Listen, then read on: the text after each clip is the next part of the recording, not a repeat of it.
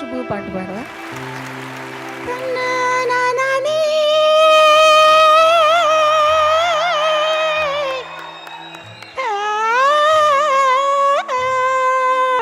பாடு ஃபஸ்ட்டு பாட்டு. அப்புறம் ராதிகாவுக்கு ஃபஸ்ட்டு பாட்டு நானே பாடினேன். இசைக்கு மொழி இல்லை என்பார்கள். ஆனால் அந்த இசைக்கே ஒரு தனி மொழி உண்டு என்றால் அது நிச்சயம் இசையரசி எஸ் ஜானகியின் குரலாகத்தான் இருக்க முடியும்.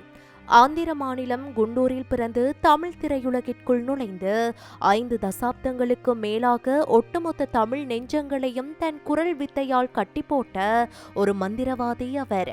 எஸ் ஜானகி 1938ஆம் ஆண்டு ஏப்ரல் 23ஆம் தேதி ஆந்திர பிரதேசத்தின் குண்டூர் மாவட்டத்தில் உள்ள பல்லப்பட்லா என்ற கிராமத்தில் பிறந்தார்.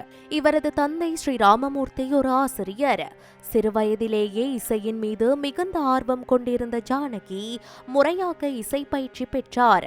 1957ஆம் ஆண்டு விதியின் விளையாட்டு என்ற தமிழ் திரைப்படத்தின் மூலம் பின்னணி பாடகியாக அறிமுகமானார். தனது தனித்துவமான குரல் வளம் மற்றும் எந்த மொழியிலும் மிக துல்லியமாக உச்சரிக்கும் திறன் காரணமாக குறுகிய காலத்திலேயே தென்னிந்திய திரையுலகின் தவிர்க்க முடியாத பாடகியானார். தமிழ், தெலுங்கு, கன்னடம், மலையாளம், ஹிந்தி உள்ளிட்ட பல இந்திய மொழிகளில் 48,000க்கும் மேற்பட்ட பாடல்களை பாடியுள்ளார்.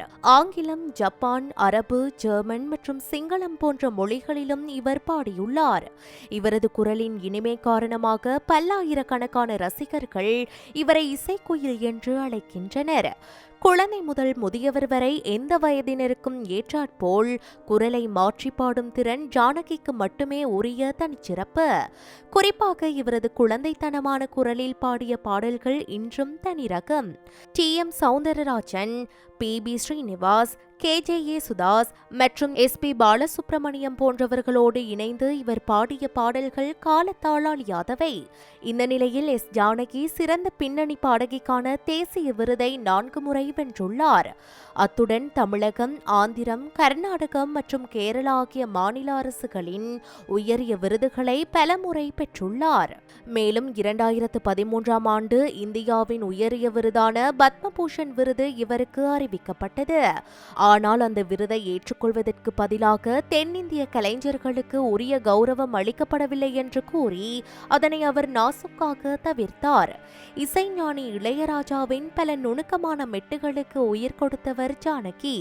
நான் ஒரு மெட்டை போட்டால் அதை ஜானகி அம்மா எப்படி பாடுவார் என்று கற்பனை செய்தே உருவாக்குவேன் என்று இளையராஜாவே பலமுறை புகழ்ந்துள்ளார். சுமார் 60 ஆண்டுகளுக்கும் மேலாக திரை இசையில் கோலோச்சிய ஜானகி 2017ஆம் ஆண்டு தனது 79வது வயதில் பின்னணி பாடகி பணியில் இருந்து ஓய்வு பெறுவதாக அறிவித்தார். இருப்பினும் இன்றும் அவரது பாடல்கள் வானொலிகளிலும் இசைத்தளங்களிலும் லட்சக்கணக்கான ரசிகர்களை மகிழ்வித்துக் கொண்டிருக்கின்றன. இசைக்கு தன்னை முழுமையாக அர்ப்பணித்துக் கொண்ட எஸ் ஜானகி இந்திய திரை இசை வரலாற்றில் என்றும் அழியாத ஒரு வரலாற்று தடம் பதித்த கலைஞர் ஆவார். தலைமுறைகள் மாறலாம், இசையின் தொழில்நுட்பம் மாறலாம், AI தொழில்நுட்பமே வரலாம். ஆனால் தமிழ் திரையுலகில் எஸ் ஜானகி என்ற இசையரசி உருவாக்கிய சிம்மாசனத்தை யாராலும் நெருங்க முடியாது. நிலவொளி வீசும் இரவுகளில், தனிமையின் சோகத்தில், காதலியின் தவிப்பில் என தமிழர்களின் ஒவ்வொரு உணர்விலும் எஸ் ஜானகியின் குரல் என்றென்றும் ரேங்காரமிட்டுக் கொண்டே இருக்கும்.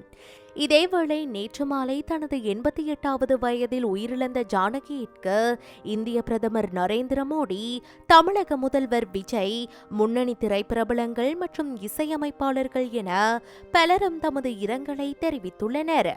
இந்நிலையில் ஜானகி அம்மாவின் உடல் இன்று அவரது இல்லத்தில் இருந்து பொதுமக்கள் அஞ்சலி செலுத்துவதற்காக மைசூரில் உள்ள மகாராஜா கல்லூரி மைதானத்தில் வைக்கப்பட்ட நிலையில் பல்வேறு பிரபலங்கள் உட்பட பெருந்திரளான ரசிகர்கள் அவருக்கு தமது இறுதி அஞ்சலியை செலுத்தினர்.